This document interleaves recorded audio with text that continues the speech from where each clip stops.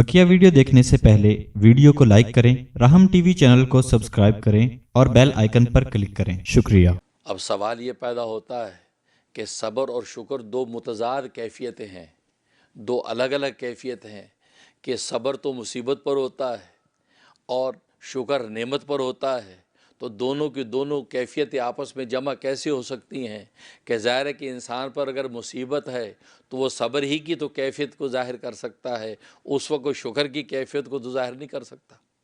और अगर उस पर नेमत का पहलू ज़ाहिर है तो वो शुक्र की कैफ़ियत को ज़ाहिर कर सकता है, उस वक़्त सब्र की उसको ज़रूरत नहीं है। तो फिर ये कैसे कहा जा रहा है कि सब्र और शुक्र दोनों की दोनों कैफ़ियतें इसके ऊपर लाजिम हैं? तो जवाब इसका ये है कि असल में एतबारात जब बदल जाते हैं, एतबारात बदलने से हुक्म बदल जाता है कि एक शख्स अपने बाप होने के एतबार से तो बेटा है, बेटा होने के एतबार से बाप है। जब उसका एतबार उसके बाप की तरफ करें तो वो शख्स बेटा नज़र आता है, जब उसका एतबार उसके बेटे की तरफ करें तो वो बाप नज़र आता है। तो एक शख्स है लेकिन एतबारात बदलने से दोनों का हुक्म बदल जाता है। एक वक्त में वो बाप हो जाता है, दूसरे वक्त में वो बेटा नज़र आता है। बिल्कुल इसी तरीके से जब उस कौल और फ़ेल या हाल की कैफियत के एतबार को जब हम बदल देते हैं, जब मुसीबत के एतबार को देखते हैं उस पर हम साबिर बन जाते हैं, और जब नेमत के एतबार को देखते हैं तो हम शाकिर हो जाते हैं। इससे दोनों की दोनों कैफियतें एतबारात बदलने से ज़ाहिर की जा सकती हैं, और दुनिया के हर मामले में इंसान एतबारात बदल के अहकाम ज़ाहिर करता है।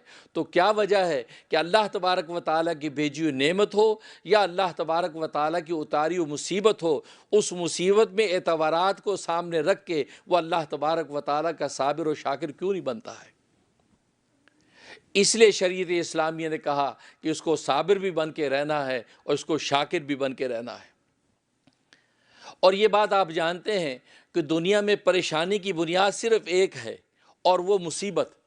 इंसान जब मुसीबत महसूस करता है, अपनी ज़ात में मुसीबत महसूस करता है, अपने इर्द गिर्द के माहौल में मुसीबत महसूस करता है, अपनी फैमिली ख़ानदान में कोई मुसीबत उसको नज़र आती है, या अपने महल्ले शहर में कोई मुसीबत नज़र आती है, तो चूँकि मुसीबतों की वजह से इंसान परेशान होता है, और जब मुसीबत को निरी मुसीबत समझता है तब परेशान होता है।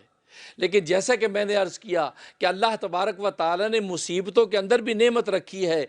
अगर उन मुसीबतों के अंदर उस नेमत के पहलू पर अगर गौर करना शुरू कर देगा, उस नेमत का मुशाहदा करना शुरू कर देगा, उस नेमत का मुराकबा करना शुरू कर देगा, तो अल्लाह तबारक व तआला ऐन मुसीबत की हालत में उसको शाकिर बना देते हैं। वो उस नेमत के पहलू को देखकर उस मुसीबत के वक़्त में भी अल्लाह तबारक व तआला का शुक्रगुज़ार बन जाता है। तो क्योंकि दुनिया के अंदर सबसे बड़ी परेशानी की बुनियाद मुसीबत है। अब इंसान दुनिया के अंदर परेशान मसाइब की वजह से ही है, और यही दुआएं करता है कि अल्लाह महफ़ुज़ना मिन कुल्ली बलाए दुनिया, ए अल्लाह दुनिया की बला और मुसीबतों से मुझे महफूज रख, बला और मुसीबतों से मुझे बचा के रख। तो गोया कि मुसीबतों से पनाह मांगता है, और मुसीबत जब उस पर उतरती है तभी तो परेशान होता है।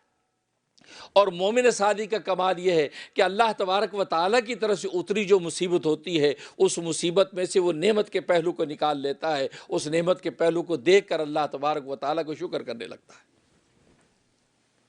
इसलिए कि दुनिया अल्लाह तबारक व तआला ने सताने के लिए पैदा नहीं की, ये सस्ताने के लिए पैदा की है।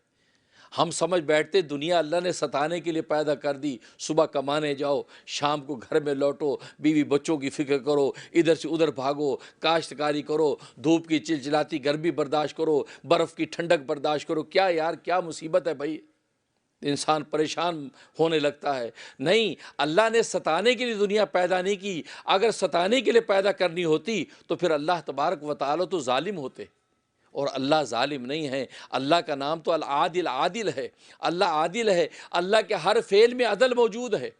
वो अलग बात है कि हम उसको जुल्म समझ रहे हैं। बिल्कुल इसी तरीके से जैसे जज एक फ़ैसला जब करता है, फ़रीक़ैन अदालत में सामने मौजूद हैं, दोनों फ़रीक़ैन ने अपने दलाइल पेश किए हैं, दोनों वकीलों ने अपना मुद्दा रखा है। अब जब जज सबको देख के एनालाइज करके किसी एक के हक़ में फ़ैसला कर देता है, तो दूसरा फ़रीक़ जो है उस जज को ज़ालिम समझता है। वो कहता है देखा जी जुल्म हो गया, میرے خلاف فیصلہ کر دیا حالانکہ میں تو مظلوم تھا۔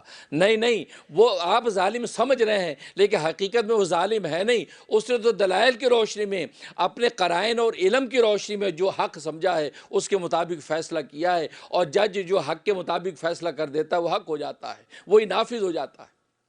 تو دیکھو جس طریقے سے ایک فریق کے حق میں فیصلہ نہیں ہوا، اس نے اس جج کو ظالم سمجھ لیا، اور جس کے حق میں فیصلہ ہو گیا وہ اس کو عادل سمجھتا ہے کہ یار دیکھو جج کتنا اچھا ہے، میرے حق میں فیصلہ کر دیا۔ تو معلوم ہے کہ یہ ہماری اضافی نسبتیں ہیں، ہم اپنی کیفیت کے اعتبار سے فیصلہ کر لیتے ہیں کہ یہ ظالم ہے، یہ عادل ہے۔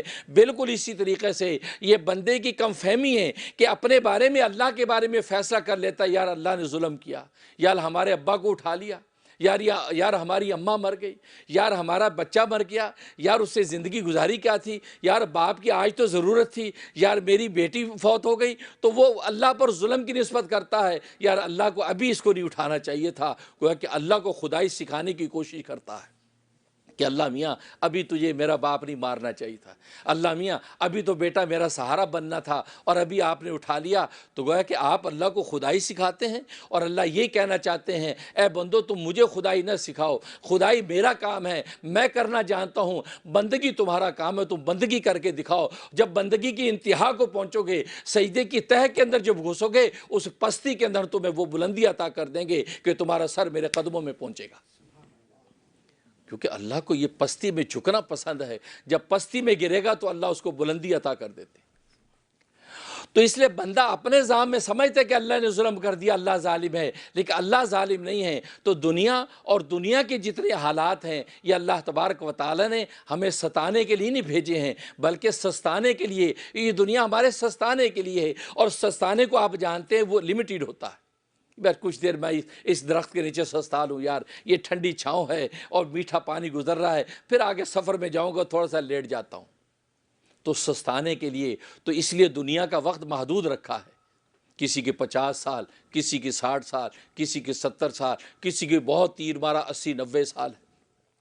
ورنہ اس امت کی عمریں، جیسے خود رسول اللہ صلی اللہ علیہ وسلم فرماتے ہیں میری امت کی عمریں 60 اور 70 کے درمیان ہیں، موسٹلی عمریں 60 اور 70 ہیں، لہٰذا 60 پر جب پہنچے تو سمجھ جائے کہ اب آگے جانے کا وقت آ رہا ہے، اب آگے کی تیاری کی فکر کرے کہ پتہ نہیں کسی وقت بھی اللہ تبارک و تعالیٰ کا بلاوا آ جائے، کیونکہ میں تو امت محمدیہ کا فرد ہوں، اور امت محمدیہ کی عمریں خود نبی نے فرما دیا 60 اور 70 کے درمیان ہے، پتہ نہیں کس لمحے مجھے اللہ اٹھا لے۔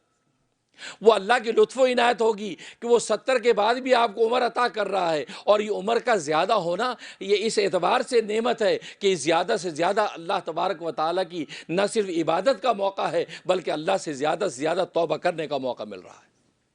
اس لیے لمبی عمر مانگنی چاہیے، اس لیے کہ لمبی عمر اس لیے کہ اگر گناہ گار ہے تو اس کو توبہ کا موقع ملے گا، کسی وقت بھی توبہ کر لے گا، اور اگر نیک ہے اس کی نیکیوں میں اضافہ ہوگا۔ لمبی عمر گناہ گار کے حق میں بھی نعمت ہے، اور نیک جو ہے وہ بار کے حق میں بھی نعمت ہے۔ نیک کے لیے اس لیے نعمت ہے کہ اس کی نیکیوں میں اضافہ ہوگا، اور گناہ گار کے لیے اس کی نعمت ہے بھلے اس کے گناہوں میں اضافہ ہو رہا ہے لیکن اس کو توبہ کا موقع مل رہا ہے۔ اگر 80 سال کا بڈھا اللہ کے سامنے گڑگڑا کے ہاتھ اٹھا دے گا، اللہ تبارک و تعالیٰ ساری زندگی کے گناہ معاف کر دیں گے۔